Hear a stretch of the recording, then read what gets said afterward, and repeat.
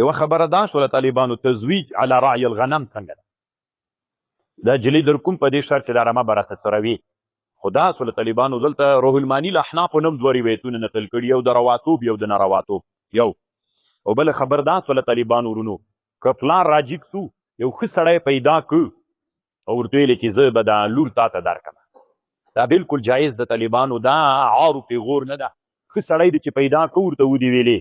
چې زه د خپله لور تا ته در کوم دا شرعاً جایز د طالبانو مشکل نه لري بلکې مستحب ده که ښه سړی دی پیدا کړو که ښه سړی دی پیدا کړو طالبانو مستحب دا ده چې عرض ورباندې وکړه او یوه خبر دلته بله دا د طالبانو د ایجاب به طالبانو د نکاح ایجاب به د ښځې له طرف نه وي که د سړي له طرف نه وي ایجاب به په نکاح کې د ښځې له طرف نه وي انی اريد ان انکحک ایجاب به له ښځې نه وي چې نکاح دې تړله دا ښځه مې بیا هلک ته ورکړله داسې نه چې اول هلک ته وایي چې دا جلۍ دې هغه ته ورکړله که نه قبوله دې کړه که نه هغه به بیا اول به د ښځې طرف نه ایجاب وي به د سړي د طرف نه قبول وي چې پښتنو هم ډېرې نادرې دي الله دې دوی په حال باندې رحم وکړي زلمی دلته ناسته مجلس کې بله ورځ ته به نکاح دې تړلې نکاح بله ورځ ته چې تړي طالبانو ورونو ملا صاحب هم ناسته ملا صاحب ناسته دا نفر هم ناست ده ته وایي چې هغه جلۍ درته پلانکي نوم واغه واغه درته کړې مې دی وي زه شرمېږم قبلوه مې نه وکیل ورته قبلوي دا د طالبانو ډېر شرم ده چې تا ته وکیل ښځه قبلوي هر تاسې چې دلته ناست وي چې ودونه مو نه یې کړي طالبانو خپله یې قبوله کړه بل سړی درته قبلوي طالبانو ناسته مې دا اوس طالبانو نه چي که نه یو که غایب ولي وکیل دي که یوه خبره وله نه ولي سفر کې مریض ولي ته بله خبره مجلس کې ناسته طالبانو دی وایي چې زه هغه مې وکیل ده چې څه شي وکیل ده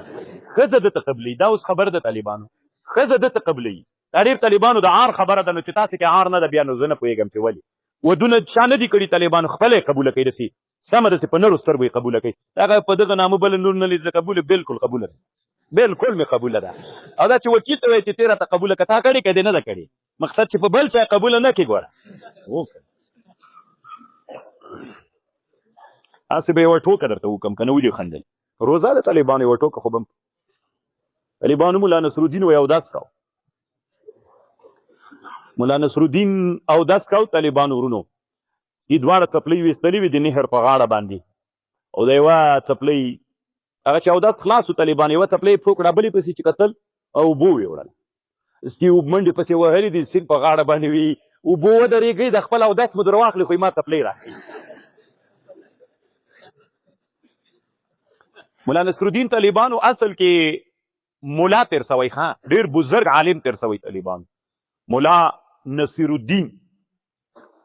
نصرالدین الافندي الرومي طالبانو دی د آق شهر په نامه باندې په ترکیه کې یو ښار د آق شهر ورته وایي نو دا د دې ښار طالبانو قاضي تیر سوی و لوی عالم تیر سوی اوس هم وایي د آق شهر خلک څه دي طالبانو ورونو چې واده وکړي تر څو پورې واده نه کوي چې ورځي ملا نصرالدین قبر ته رانسي طالبان دومره احترام ورته لري دا ډېر ښه عالم تیر سوی طالبانو ډېر ښه بزرګ ولی الله تیر سوی ده قبر هم ښه مشهور قبر د اوس هم په ترکیه کې آق شهر په نامه باندې نو بیا یو څه خو دم داسې ګپ سپ جوړ کړی طالبانو که نه داسې ګپي غوندې سړی تیر سوی ده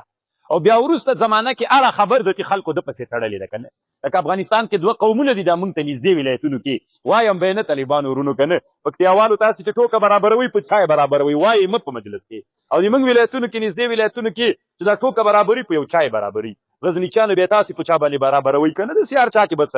هغوی هغه کار کړی نه وي بس پې ورته پي همداسې جنوبي ولایتونو کې هم کېدی چې خپل هغه لري چې ټوکه کوئ په چای سړیه نو دا خو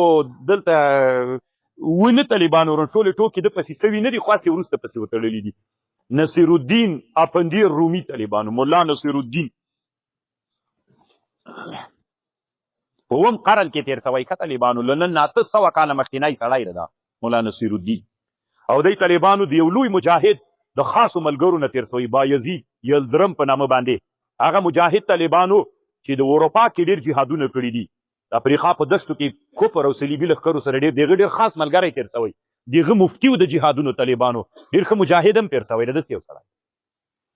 لکه په دې متأخره زمانه کې چې په پاکستان کې یو عالم تېر سوی ډېر مخلص